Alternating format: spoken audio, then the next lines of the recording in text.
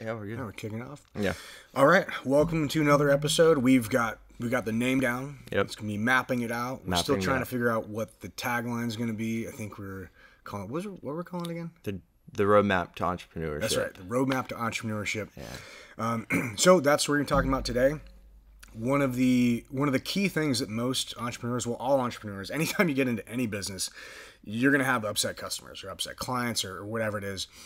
Somebody's not going to be happy with your product, your service, your performance, your attitude, your haircut, your tattoos, like any number of things that somebody can get pissed off about.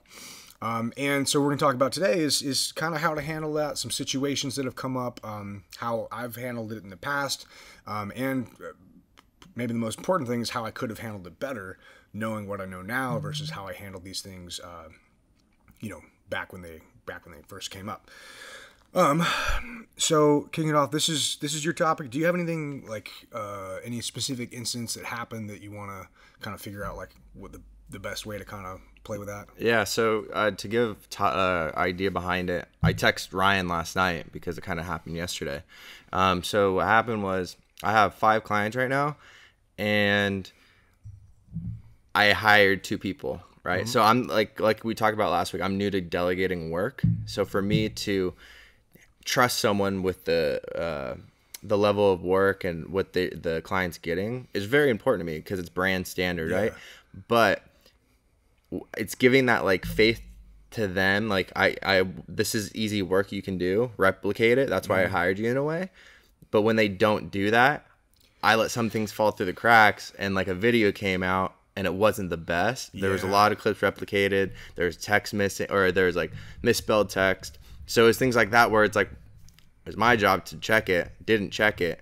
A lot of other things I'm working on, but that was the first thing. And the client was kind of embarrassed, and we had to pull back the YouTube video. I had to go home, run home, re-edit it a little bit, all the chunks that one of my employees kind of messed up on. So, and then they were just kind of, that feeling of them being like, oh, can I still trust you? You know? Yeah, man, absolutely. I've felt exactly the same way so many times. A couple of things that come to mind with that. So just if you're new to the podcast, because everybody's new to the podcast, because we're new to the podcast. We're brand new. Brand new. So what Kota does is he does all like the, basically runs this podcast and does all the videos that we're currently putting out on YouTube. So for him, what he's doing is he has 5 clients and he does different services for them. So he's trying to outsource some of these more replicable tasks like editing, right? Is what the 2 guys are doing right now. Mm-hmm. Yeah, so there's a couple of things with that I mean, that's going to happen. And I used to think, because everybody says in the beginning of entrepreneurship, what's your biggest task or what's your biggest problem? It's like, oh, I need more of myself, right? And I used to think that, oh my God, I get so much work done if I had like 5 of me. And that is very useful, but at the same time, it's also very, it tends to not work out in the long term. So it's a good short-term solution, but ultimately what you really want to end up with is people who are better than you. Like if my company had 10 of me, it'd be fucking terrible because we wouldn't be that much better at the things that I'm good at, but all the things that I'm not good at, we would continue to suck at. Yeah. So what I found is the importance of building the team is finding people who are better than you are at the things that you suck at. And that's going to take some, like, you're going to have to pull out what those things are, what the tasks are. And one of the things that we've struggled with in the past was finding the right fit for the role. So we have, I think it was an old Einstein quote, this: if you judge a fish by its ability to climb a tree, forever the fish will ever think it's stupid. Yeah.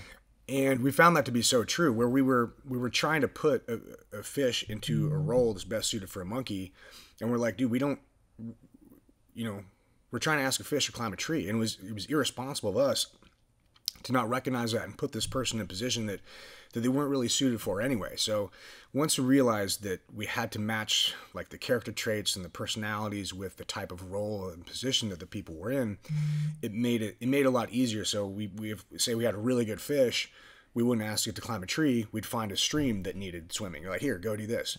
If we had a monkey, I'm not going to ask it to cross a river and be like, here, climb a tree. Yeah. Right. So we were able to match the capabilities of really quality people with the roles best suited for them. And it's hard to figure that out. It takes some time. You have to be really deliberate. You have to be really deliberate with, or intentional is maybe a better word. You have to be very intentional with the way that you're piecing the team together. There's a couple other pieces to that really help. Training is a huge thing because as an entrepreneur, everything is so clear to you because you created everything from the ground up. Yeah. But it took me a while to understand this. When I would hand off a task to somebody, they didn't see it the way I did. Yeah. And I was getting frustrated because I'm like, dude, it's so obvious to me. Why can't you do this the way I need it done? And it took me a long time to realize that they just don't see the world the way I do. And it's unrealistic of me to expect them to do that. So I need to focus on training.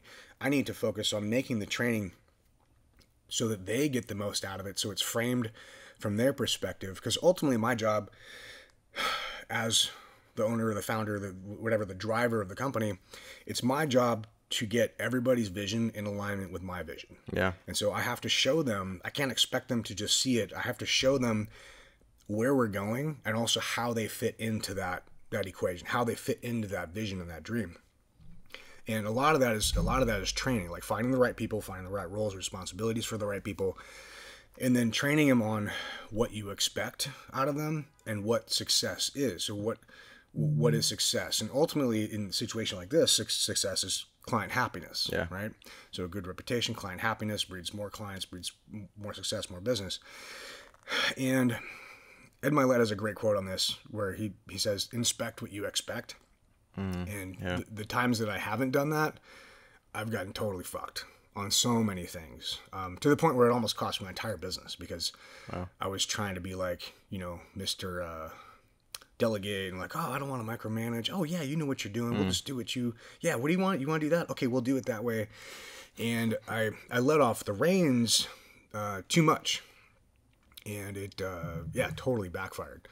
Then I realized I was not asking a fish to climb a tree. I hired a piece of shit. And he was just stomping around all over the place. I'm like, okay, this is not the way to go. But ultimately too, that's on me, as the owner of the company. Why was he in the company?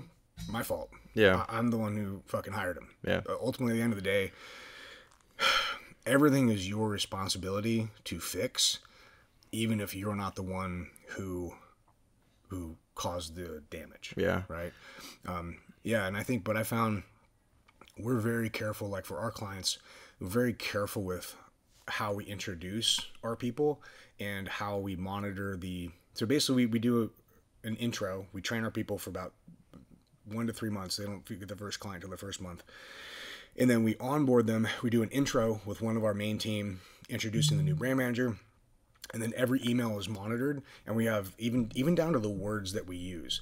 Like we never send an invoice like, here's your invoice, right? Where I say, here's the invoice. Because nobody likes, like you say, anything negative is like, it's like somebody pointing a finger at you. It just feels awkward. And you're like, oh, my invoice. Oh, I got to pay this. Oh God, that sucks. Now you're the asshole for asking for money. Whereas if you make it external, like here's the invoice. It's like, okay, we still have a good relationship. Here's something external that's negative. But anything positive, like, hey, your designs came out great. Your products look awesome.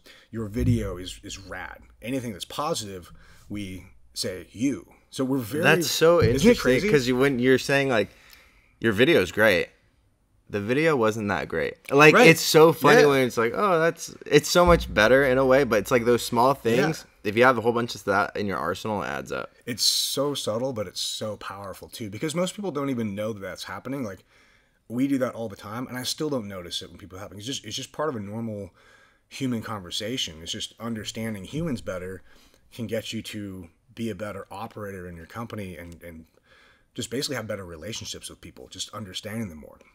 So we do a lot of that. So like we'll track out and formulate emails with the brand managers with little things like that to basically just keep our clients happy, man, and keep them, because ultimately at the end of the day, with our business, the way we operate, and most B2B businesses like you, our success depends on our clients. Like the more t-shirts we can get our clients to sell and the bigger we can help them scale their company, if we're the ones providing the t-shirts, that's fucking win-win-win. Yeah. So we'll do everything we can to help them scale and grow, whether that's something that we produce internally, or just access to, our infrastructure, our people, our connections, whatever we can do to help them build and grow, we'll do that.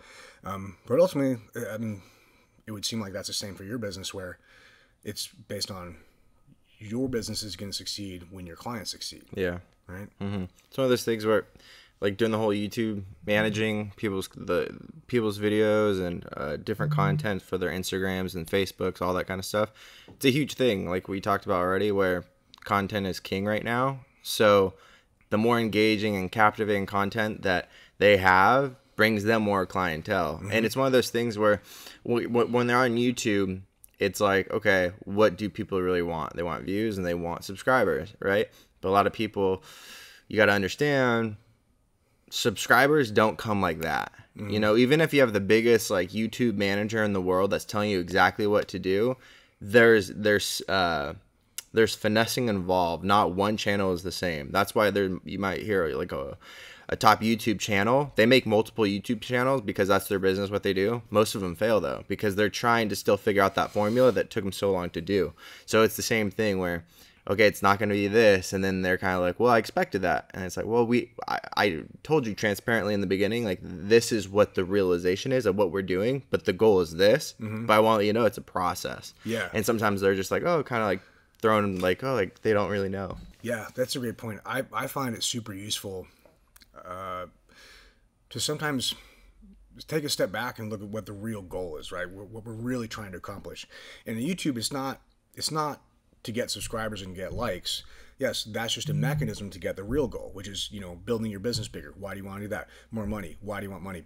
Whatever that reason is for you personally. But I always like to think out of the box to where, okay, likes and subscribers is one method to get to where I want to go. But where do I really want to go? And what other avenues can I take to reach that? So if my goal is make more money, have more top line revenue, bottom line revenue, whatever it is, like, okay, I need more likes and subscribers on my YouTube because that equates to a larger audience. But does a larger audience equate to more money? Well, if you're talking, YouTube revenue, then yes. Yeah. However, there are so many other ways to monetize an audience. If you're not already doing that, you're only focusing on one piece of the pie. Mm-hmm. So I wouldn't focus on only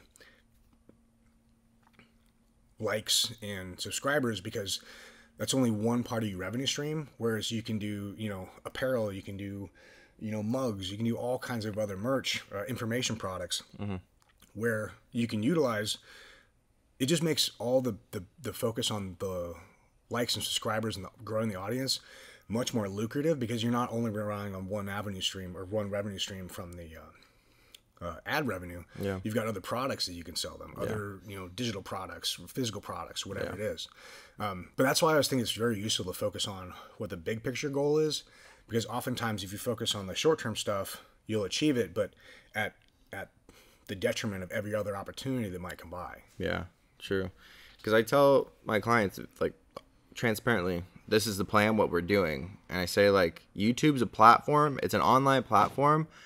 Just like how Instagram is, Facebook, all your other stuff, it's a portfolio, right? It's one of those things where more in it's the fitness industry, the niche, where how to do this, how to lose weight, all this kind of stuff. They have these how-tos, right? So for them, it's a portfolio. Mm-hmm. Instead of them having to say it over and over again to each person, you just send it that one time. And then now you can just send that over and over, and it's like just archived. Compared to when people think YouTube, they're like, oh, it has to be like big, crazy subscribers. Or even like right now, there's a client, a couple hundred subscribers, and they're getting business off of that because they're like, oh, I found it on YouTube, thought you were really cool, went to your Instagram, saw all your other stuff, saw your website on your Instagram, and then connected with him. So it's it's kind of like that's part of a funnel to get that lead. That's exactly how we use our YouTube. Is not, I mean, we only have like 1,000 subscribers right now after 5 or 6 years doing this. But because we're not like, it's not monetized, and that's not how I want to make my money. I don't want to focus on that. I'm not trying to be a YouTuber. I'm trying to run my primary business, and I want to focus on that. But so the way that we use YouTube is like a library. Mm-hmm. So I have like a bunch of common questions that every apparel brand goes through, and most businesses go through, like, how do you start a company? What's the difference between an LLC and an S Corp? How do you search for a trademark? Like, how do you do all this stuff? And people talk about like, oh, get your trademark, oh, get your LLC. Like, okay, but how, you know? Yeah. So what I've done is just basically took all the questions that I've gotten over the years and made short YouTube videos about, hey, here's one on, you know, an LLC and S corp. Here's one on, you know, establishing your Instagram name or your social media name, whatever it happens to be, or choosing a name for a company. But these are things that, like, I found it so useful to just do the information once, put it out, package it up, and then now when I get these questions, I'm like, hey, that's a really good question. I think you're gonna like this video that goes over this topic. So then they see the video. I'm like, oh, that was really useful. Like, oh, what else you got? Oh, other really useful shit. So now what that does, that establishes us as a subject matter expert in the person's mind. And what I found too is that most of those people that are doing that, they're not our clients. Yeah. They're just normal people who are looking at a side hustle, or maybe have a dream of having a apparel line, but don't really know what's involved in it. But those people are actually the best advocates for our services, because they'll research it, they'll learn, and we'll be, you know, quote unquote, the guy for whatever they need. We'll be top of mind anytime. So that person's wandering around the world the rest of their life, and anytime they get asked a question about apparel, who do you think they're going to call? They're gonna be like, oh, you know what? I got a guy. I don't even know him, but I saw I saw stuff on YouTube. I saw stuff on Instagram. He's answering all these questions. It was really useful. He's the guy. So we get most of our clients from that exact situation. It's just people knowing who we are and helping as many people as we can. And then through that process, through helping people, we become the people who help apparel brands. Yeah.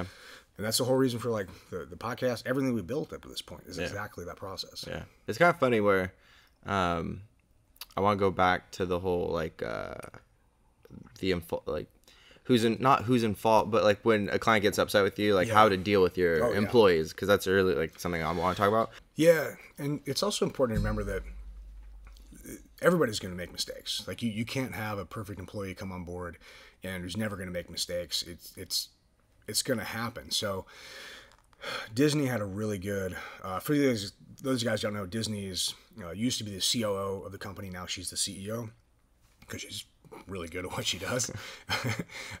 So when we were training our current head of production, Danny made a mistake, and it cost us about $6,000 to fix the mistake. And really tough situation for her. We threw her into something that was way over her head, and she handled it like a boss. Danny did an amazing job handling, kind of the shitstorm that we threw at her to tackle. But in that process, like she made a mistake that, cost us $6,000 to fix. And she was so upset about it. She was so worried that she was going to get fired. And she went into Disney's office and she's like, oh my God, I'm so sorry, this and that. And like, are you going to fire me? And Disney's like, fire you? No, I just spent $6,000 teaching you not to do this again. Like, why would I fire you? Yeah. Because the next person you bring in is going to make the same fucking mistake. Yeah. So if you just keep firing people because they make mistakes, you're never going to have anybody you're never going to find anybody that doesn't make mistakes, right? Mm-hmm. The one caveat to that is the breaking point for us when we have employees is if they make the same mistake repeatedly, that's where we have an issue. That's not a training issue. That's a personnel issue. So maybe we hire the wrong person. But even then, we won't just fire them. We'll say, okay, is our training up to par? Have we inspected what we expect? Have we showed them what success looks like? Have we held them accountable to this? Is it realistic what we're asking for this? And if the answer is that, it is a personnel issue, our first thing is we'll try to find someplace else in the company that, like I said, maybe we're asking a fish to climb a tree. Do we have a stream that they can swim in and be, excellent at what's good for them? And if the answer is no to that, then we, have to let them go. But that's sometimes, there's an old saying like hire slow and fire fast, but I think people abuse that where they think that they got to be this like badass CEO with a gavel is just like chopping dudes' heads off, like away with you, you're fired, but it's not like that. Yeah. If you get rid of everybody that makes mistakes, it's just gonna be you running the company. Yeah, it's like starting back over. Yeah, exactly. Yeah. And then you're the operator like forever because you're never gonna get past that point. It's impossible to scale a company past a certain point without employees. Mm-hmm. That's just the mechanics of it. So if you have to have employees, you have to address how to train them, how to lead them, how to support them. how to compensate them.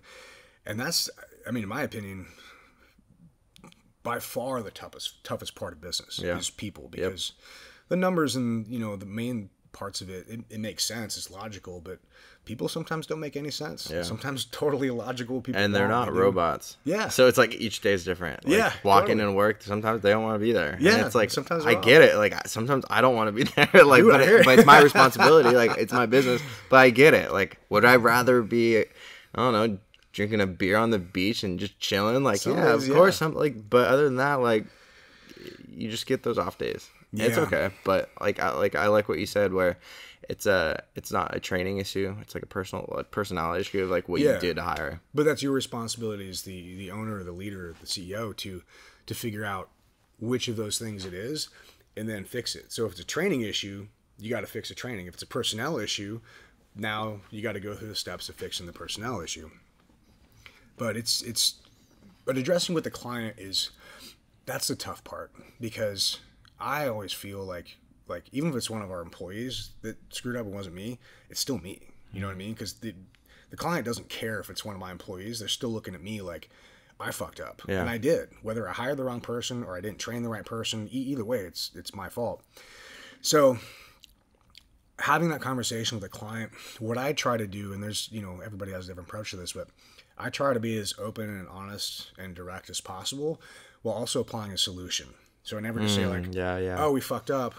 I'll always have a talk with our team and be like, hey, here's what happened. How did it happen? Why did it happen? And what can we do about it? How can we solve this? So we'll get together, and most of our team is really, really good at problem solving. So we'll usually have a solution in a few minutes. And then I approach a client and like, look, hey, I'm really sorry. Here's what happened. Here's how we can fix it, and here's what I'd like to do to compensate you for, you know, the extra time that I lost units, or, you know, didn't come out perfect, or whatever it is. But I think handing them a solution along with the problem goes a long way, because also too, what you don't want to do is it comes down to like the mentality of people. And this is the way we word our emails. We never want to word an email. We're getting super intricate in this shit here, so I might need to edit some of this out. But how we go into it is we'll send, if we know that we're having a conversation with a client where they're not going to be happy with us, we're like, hey, how's it going? Or we'll sometimes even look at their Instagram. They had like a deadlift PR or something. We're like, hey, dude, awesome lift on the 455 the other day. That looked badass. So we're getting them in the right frame of mind to receive the information. So it's the 3-part email. Number one is we get them in the right frame of mind, whether that's, you know, something personal or just an upbeat like exclamation mark on the email, depends on the client. We're getting them ready to receive the information. So we make the information about what happened as short as possible. We don't elaborate it or belate it or anything else.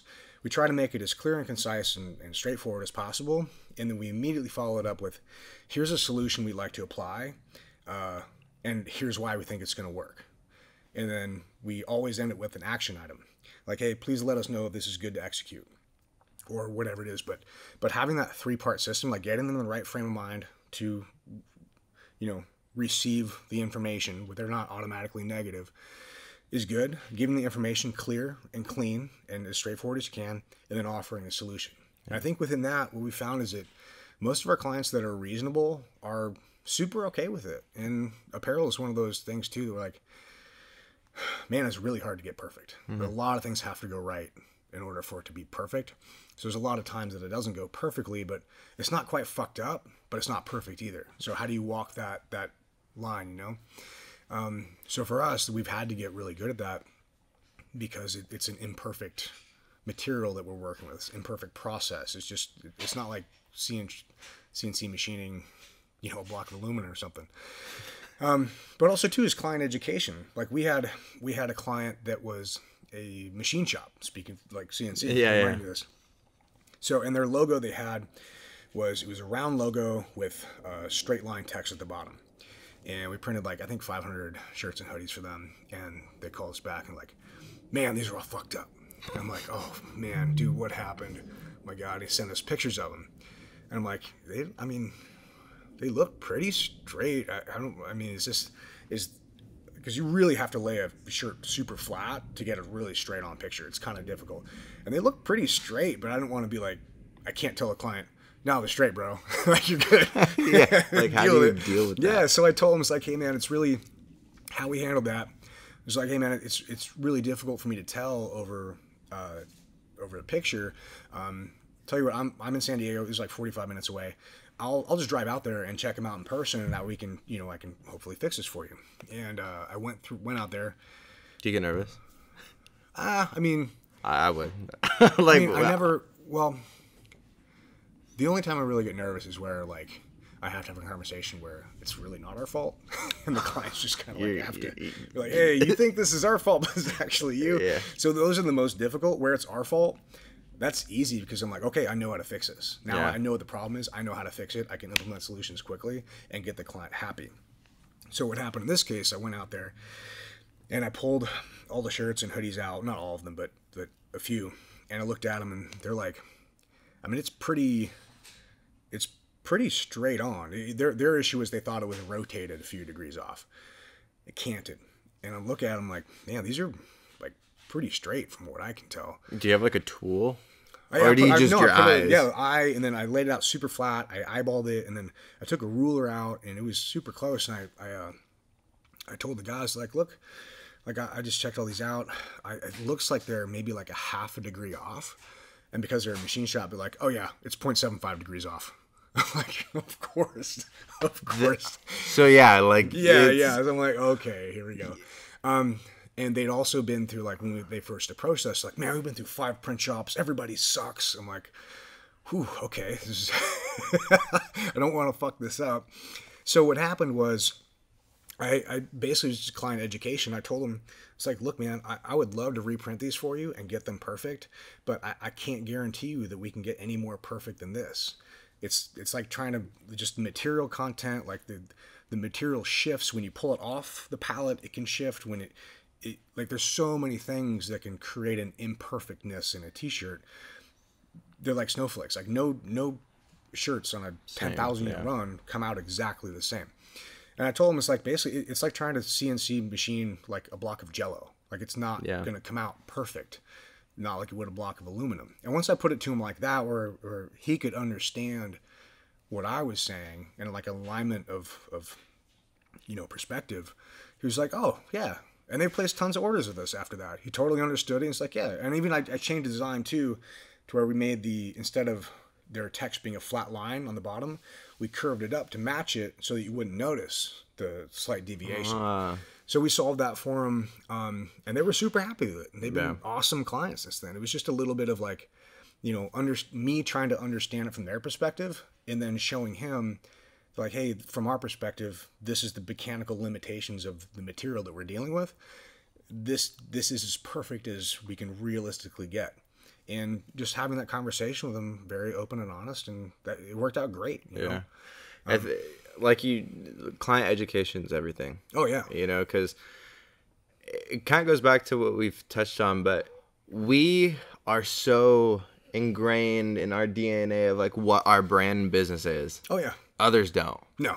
They don't care. They want results from what they're paying you for. Yeah. So when you're like, oh, this happens, to me, I get nervous because I'm like, oh, like I should have checked that. Mm-hmm. And like I want to maybe say something different, but I'm like, no, like you just man up, say what you did.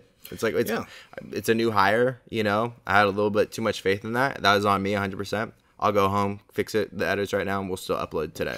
And it's like, okay, cool. Every screw up's also an opportunity to improve, right? Mm-hmm. Especially in the beginning, because everything is new. So that's awesome. Like, hey, we screwed something up.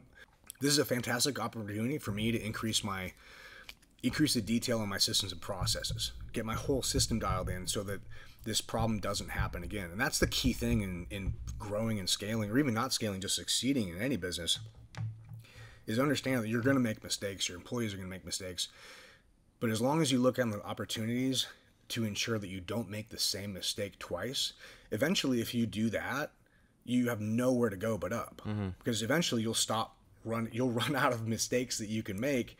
And as long as you're not repeating the same ones, you're just going to go up like a fucking graph. Yeah. It's a mathematical certainty that you will succeed in whatever you're doing. You just have to keep doing and don't fuck up in the same ways, more than once. Yeah. Easier said than done, though. Yeah, I think being new to business and that aspect of, like I said, new to delegating, new to the hire, new to how to like talking to employees, right? Yeah. And I've kind of faced this where I still fuck that up. It's not easy. That's why I have Disney as CEO. He's better at it than me. Can you go handle that? Like, but no, my first hire, great guy, talented, but I feel like comfortable, and for him, where it's like, okay, and it felt that way. So I had to go back to him a couple times. Hey man, like I see you did this. Can we do this? Yeah, got it.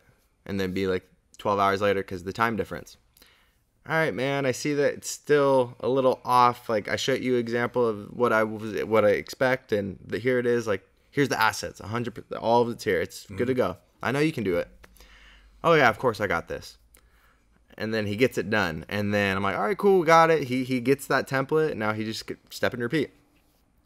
Send the next video, same process again, and I'm like, all right, I feel like now I gotta be more stern, saying, all right, this is not okay of what's happening, right? So that's why I want to hear your side of like the balance of be nice in that way of like your training, but it comes to a point where it's a couple videos in, you get what we're doing, but you keep kind of biffing it, you know? Yeah, and we've experienced that a lot because, and this, you know, is especially true in your business because you're dealing with creatives, and we deal with a lot of designers and photographers and videographers and everything.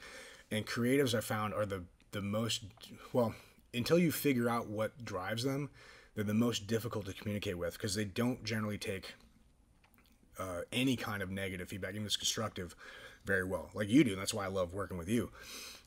But what I've noticed is that like when we have a designer, and what I used to do, we used to burn through designers, and I was like, man, these guys all fucking suck.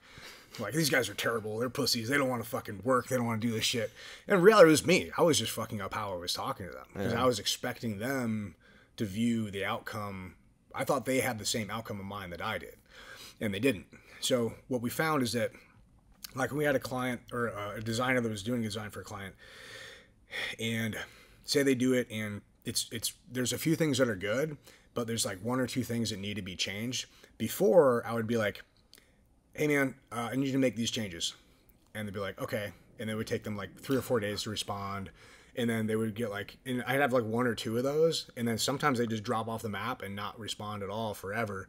And I was like, that got me thinking like, dude, these guys fucking suck. They're a pain in the ass. But in reality, now what we do is we realize that most creatives are very driven by they're artists, right? Yep. So any artist wants to have their work understood or at least appreciated. So now what we do, anytime, let's say we have that same situation where they have a piece of design or whatever, art or whatever it is, and we want 1 or 2 things changed, instead of framing it the way I did before, I'll find something positive that I really like about it. Like, hey, I really love the way you captured the detail on this. I really love the framing aspect of it. Like, it was really creative the way you did this. Same thing we do with the clients. We get them in a positive frame of mind, and then we hit them with what we want changed. But also in that, I'll frame it as like, instead of, hey, you need to change this, be like, hey, I was thinking about this. What do you think? Or, hey, what do you think? Do you think this would look better if we change this or move the arm position or whatever it is? Because now they're in alignment with, we're deciding what success is. And I'm like, hey, I know what it is. Like, hey, I want it to look fucking cool in this position, but I can't tell him that because he's going to think I'm a dick, and then he's not going to talk to me. So I got to tell him like, hey, do you think this would look cooler if we did this? What do you think? And oftentimes what I found through that approach, they'll come up with a better idea than I had in mind anyway. Yeah. If you just give them kind of a guideline and then allow them to use their creative energy, what they're really good at, like a fish swimming upstream, allow them to be good at what they do. And oftentimes, man, we end up with way better finished product than we would have if I had tried to dictate more of that. And then we always like thank them, and we're like, just a lot of creatives, you have to understand, it's not usually about money for most of those guys. It's about creating the art. It's about, and why do artists create art? Because they're passionate about it.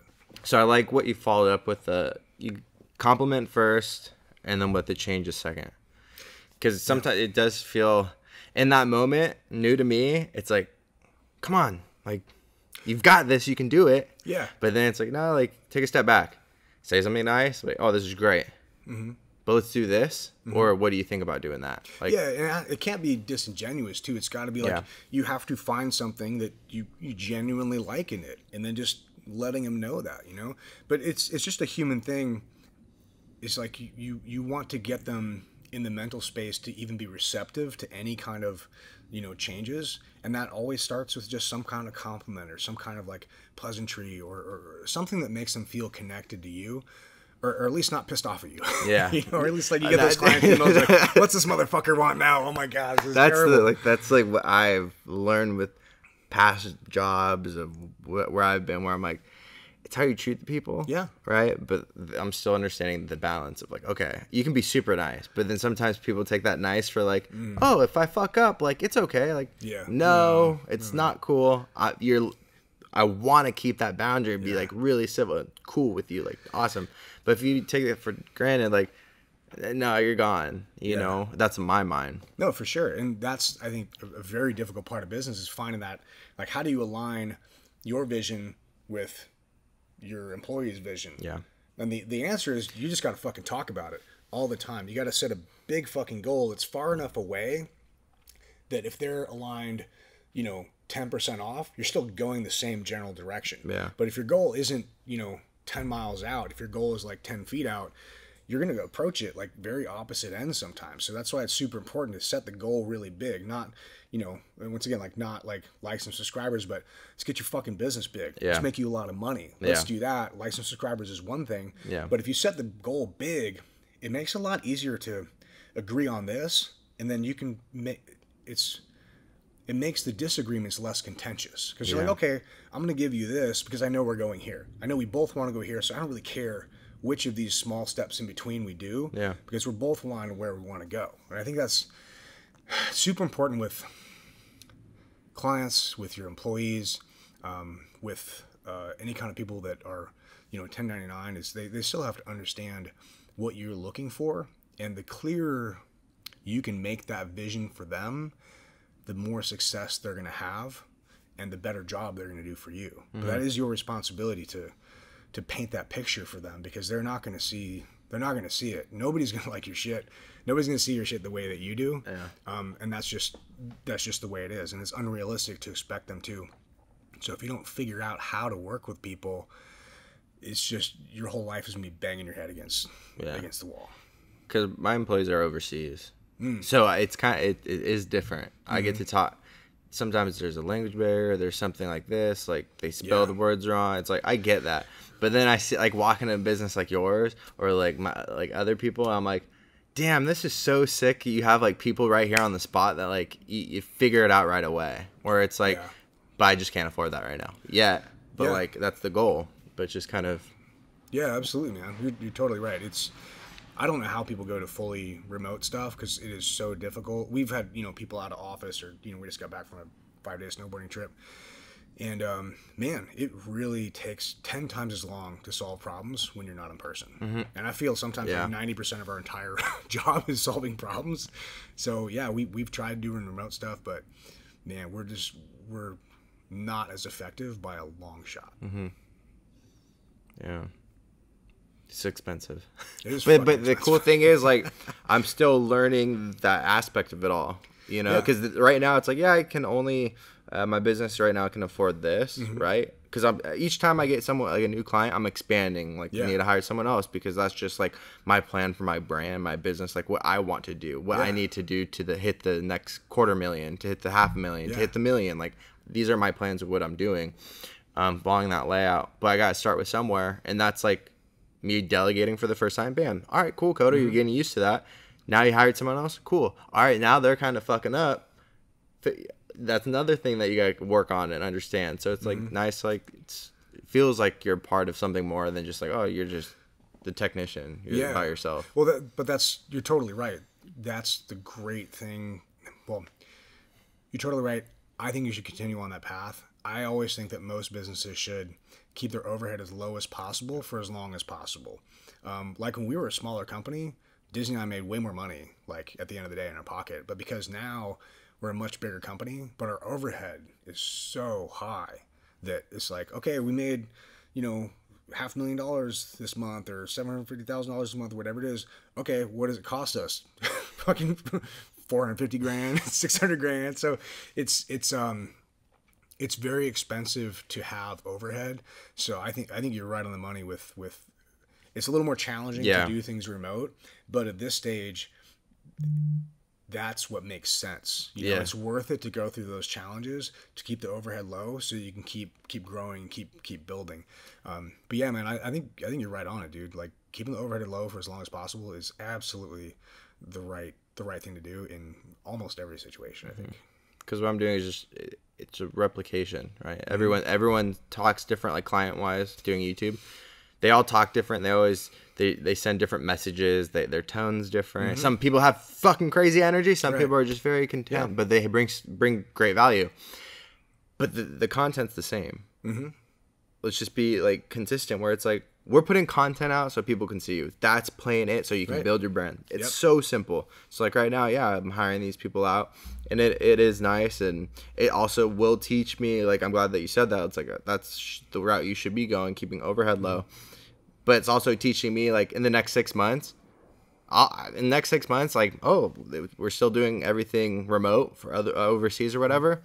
I can hire someone like that and have the process for them where they're editing tomorrow. 3 clients. It's just like, but I'm still getting there. Yeah, well, the other thing, too, you might get so good, you might systematize that process so well that you can just expand virtually and not have to have anybody, you know, in your actual physical space. So that's the other opportunity. And there's guys that do that, live in Bali and their business is totally remote. That's definitely an option. Yeah. It just depends. It all comes down to, man, we can go on forever on this, but yeah, it all comes down to like what type of business you want to live.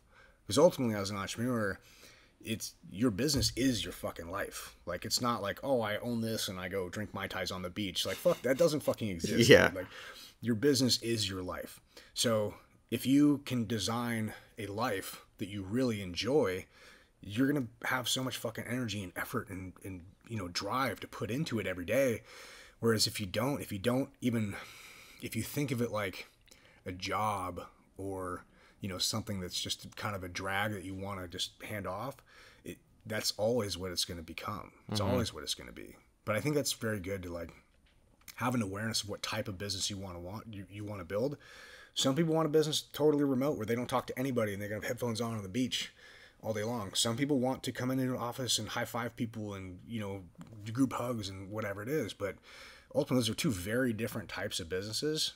So you have to kind of figure out, okay, what do you as the owner and the driver of the company, what type of life do you want to have? What do you want to wake up to every morning? Yeah. And you have to make sure that you love doing that, because if you build the wrong thing, you're going to be fucking miserable. Yeah. That's true. Thanks, Ryan. Yeah, man. I don't know if I'm right. I'm just no, I love talking. I'm just right for me. Yeah, no. I agree with that. But that's the great thing about like the whole entrepreneurship journey is like everyone's path is different, Everyone's path is different. That's why even through this conversation, I'm like, oh, fuck, dude, I remember thinking some of those things, and I made, this right turn, but looking at your stuff, I'm like, man, maybe a left turn is the best thing for you. So that's, I think, one of the most important things about when you're like listening to podcasts or from anybody, is understanding that the way that this person did something is not necessarily the right way or a perfect template. And usually it's not, it's just what they did. Yeah. But you have to walk your own path. You have to find your own journey. Because ultimately it's it's either soul expanding or soul crushing. Yeah. Being an entrepreneur. 'Cause I was reading this book the other night where they described, if you're going to start a burger joint, what are you going to do? Just go straight into it, and just fail as you go and whatever? Or are you just going to go get hired at McDonald's for like a month and look at the ins and outs, and then maybe Burger King for the month or whatever? Right? Kind of like what you said, everything's the same in a way, but everything's different. All right. But what about if you're making a burger joint that's vegan, completely vegan? That's the same route. It's a drive-through. It's like Burger King and McDonald's, but you're still going to have to go a different way because you're not the people distributing the meats to you. It's not meat anymore. It's all vegan products. So it's like a different route, but it's still, the success leaves clues of how to start a successful burger joint. Yeah. but you're taking your own spin on it. So you're also going a different route. Same template, just different product. Exactly. Yeah. And that's what I think too. Like every business is like, I hate to use the term unique snowflake, but it's true. Everything is slightly different. And even if I was to start this exact same business today, it would be very, very different startup than when we first started like 6 or 7 years ago, because the market's different. Like everything fucking changes. So that's one of the things I love about entrepreneur though. Everybody's journey is different, but if you find people that are walking on that path, they're usually pretty interesting motherfuckers. Yeah. All right, man. All right, we're wrapping it up. Yeah, I think we're gonna wrap it up. How long is this one? This is 48. Not too bad. We'll see what it cuts down to. Because I think it'll probably be 45, just because there's some breaks in it. Cool. Yeah, man. Well, dude, I really enjoyed this conversation. Yeah, This is awesome. it helps me a lot. It definitely helps me a lot. So, but if you guys are watching on YouTube, click the like, click the subscribe, and share. You guys are new entrepreneurs. We're here to give you the roadmap of my journey. I'm new to business, breaking $250,000 this year. That's my goal. Almost there, halfway there, a little bit more. But just if you're in that same boat as me and you're just learning, that's why we have this podcast, this channel, so we can just kind of talk it out. Yeah, I'm still learning too. Yeah, I'm still learning too. We did just over 7 million last year, and fuck, man, it feels, unfortunately, like it never ends. Like I never feel like I know enough or I know everything. But that's why I think it's important to share this process and this journey and these lessons along the way, because there's no reason that anybody following in our footsteps should step in the same potholes. Yeah, you know, definitely. All right. Well, cool. Hope you guys enjoyed this. Thanks for tuning in. If you got some value out of it, share it, bring your friends in, and hopefully we can help them too. Hell yeah. Shake and bake. Shake and bake. I was thinking about doing that. I was like, maybe we'll just keep the shake and bake each time.